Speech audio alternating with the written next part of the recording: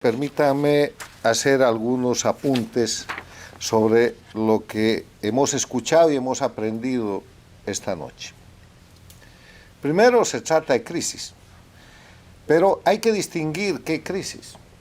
Yo personalmente sostengo que hay tres clases de crisis: crisis de gobierno, crisis de instituciones y crisis de sistema.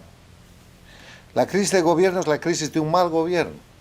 Y lamentablemente nos estamos acostumbrando a que se señale, se deteriore y se lastime a la democracia por los malos gobiernos, independientemente de que sean de izquierda o de derecha. Lo que los pueblos quieren son buenos gobiernos, y los buenos gobiernos son aquellos que les resuelven sus problemas, que son muy sencillos en el siglo XXI.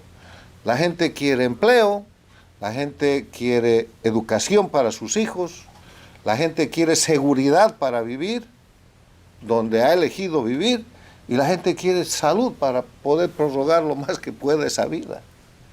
O sea, el primer tema que yo planteo es que hay que distinguir la crisis de gobierno.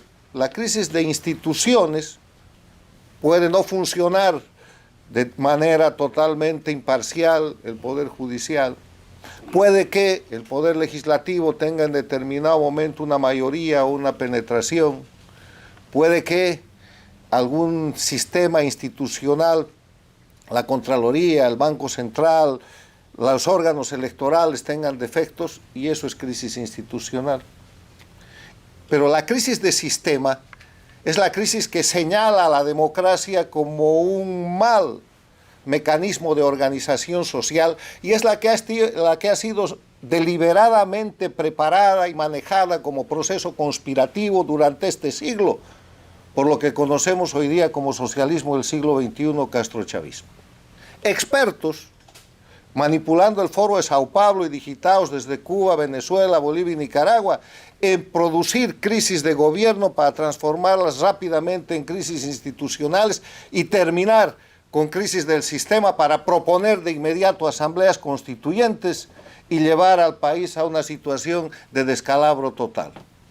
Un ejemplo concretado: Bolivia, a partir del golpe de Estado del 2003, con todo este proceso hasta el momento en que se impone con masacres y con violencia, certificada por la Comisión Interamericana de Derechos Humanos con el informe del 21 de diciembre del año pasado sobre la masacre del Hotel Las Américas, y recién destapado hace unas semanas, se impone una situación de destrucción de la República, del Estado y de la nación boliviana.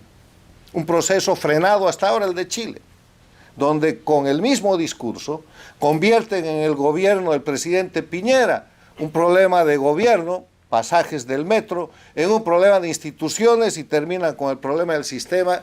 Van a su asamblea constituyente y el 4 de septiembre pasado el pueblo rechaza por cerca del 62% la pretensión de hacer de Chile un Estado plurinacional con 11 naciones, destrozar el sistema de seguridad que tienen con carabineros, y entre los que rechazan con más fuerza están las poblaciones cuyos nombres se han utilizado para ese proceso conspirativo, como por ejemplo los mapuches.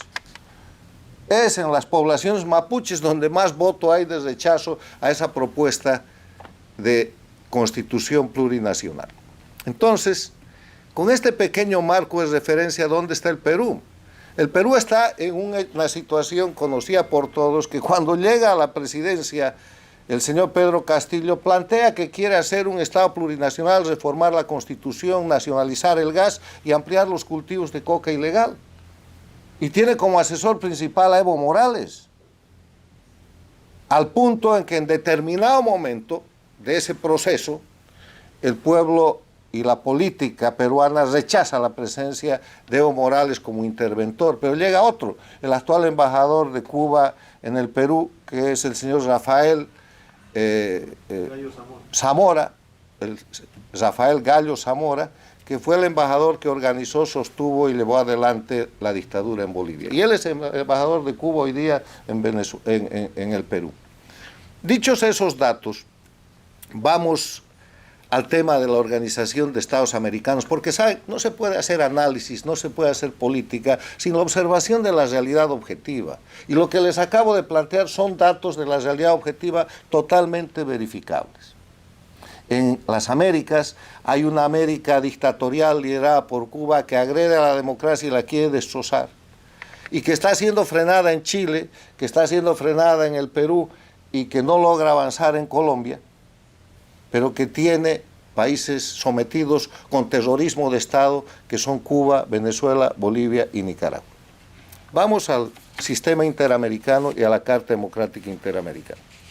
Yo personalmente creo que la puesta en marcha de lo que es el artículo 17 de la Carta Democrática Interamericana, o sea, la solicitud de asistencia y de aplicación de la Carta, es una extraordinaria maniobra política para sostener al presidente Pedro Castillo en su situación de debilitamiento, agotamiento y evidencia pública de 6 paquetes de delitos por crímenes cometidos en el ejercicio de sus funciones.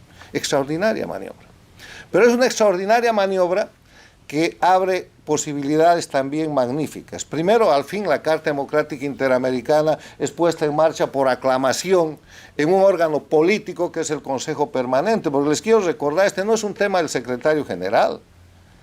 El secretario general depende del Consejo Permanente, que está integrado por todos los embajadores de los países miembros, que cuando se plantearon temas como estos respecto a Venezuela, a Nicaragua, a Bolivia ni se llegó a plantear, miraron a otro lado y nunca se levantaron con ese entusiasmo. Bien, cuando mañana venga un pedido sobre Nicaragua o un pedido sobre El Salvador, se espera el mismo rumbo, porque si no, ahí habrá una crisis realmente seria.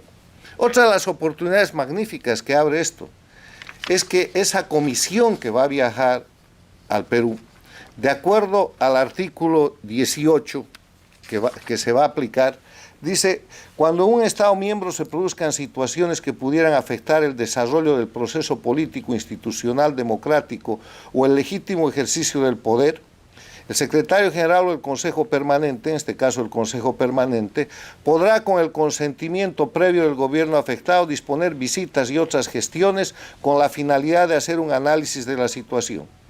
El secretario general elevará un informe al Consejo Permanente y éste realizará una apreciación colectiva de la situación y en caso necesario podrá adoptar decisiones dirigidas a la preservación de la institucionalidad democrática. Si las cosas se hacen bien, yo no creo que este informe vaya a proteger al señor Castillo. Tendrá que proteger la democracia, la institucionalidad y la vigencia de la ley en el Perú. O sea que yo no estaría preocupado con esas voces que hemos escuchado hoy día de periodistas, de políticos, de académicos, de gente que hace movilización social, de representantes de los sectores de la sociedad civil peruana, a los que hemos invitado hoy día, por la presencia de la comisión. El reclamo o el pedido de la doctora Lourdes Flores de decir que vengan con oídos de escuchar y con ojos de ver, no tienen más remedio, Lourdes, de hacer eso, porque están bajo la lupa de todo el sistema interamericano. Y al fin, la Carta Democrática Interamericana está utilizando sus mecanismos con un propósito que a mí me parece una gran maniobra política de parte del socialismo del siglo XXI, que es el que soporta a Pedro Castillo, pero con resultados que pueden ser extraordinarios en el sentido inverso si se preservan evidentemente los principios, las instituciones y los elementos esenciales de la democracia.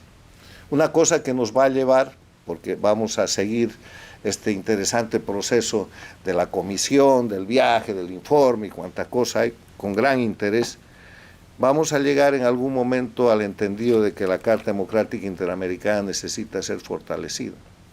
Porque entre las cosas que ha permitido esta rápida maniobra está el consentimiento del gobierno del Perú. O sea, es el gobierno del Perú el que ha pedido y el que ha consentido. Esto no pasaría si se opone en el caso de Bolivia, por ejemplo, el gobierno de Bolivia, no pasa nada. Entonces, ese es un elemento que hay que desbloquear en el fortalecimiento de la Carta Democrática Interamericana y que todavía funciona en base a la soberanía absoluta que ha respetado este texto. Pero estamos avanzando y yo expreso de verdad mi complacencia de esta discusión tan enriquecedora, que demuestra la condición de pluralismo que tiene el Inter-American Institute for Democracy, y celebro la puesta en marcha de la Carta Democrática Interamericana a partir de lo que yo considero una hábil maniobra política, pero de eso está hecha la política, que puede generar un resultado extraordinario en materia de precedente para la defensa de la libertad, la democracia y el señalamiento de los crímenes, porque nadie puede ser crimen impunemente poderoso, peor, detentando o protegido por el sistema del poder, porque eso es la dictadura de Cuba, la de Venezuela, la de Bolivia, la de Nicaragua. No, la característica es la impunidad, por ausencia de Estado de Derecho, por ausencia de los elementos esenciales de la democracia. Nuestra esperanza en que la OEA siga avanzando y cumpla con la realidad objetiva, reciba la prueba y podamos tener una Carta Democrática Interamericana cada vez más fuerte. Muchas gracias.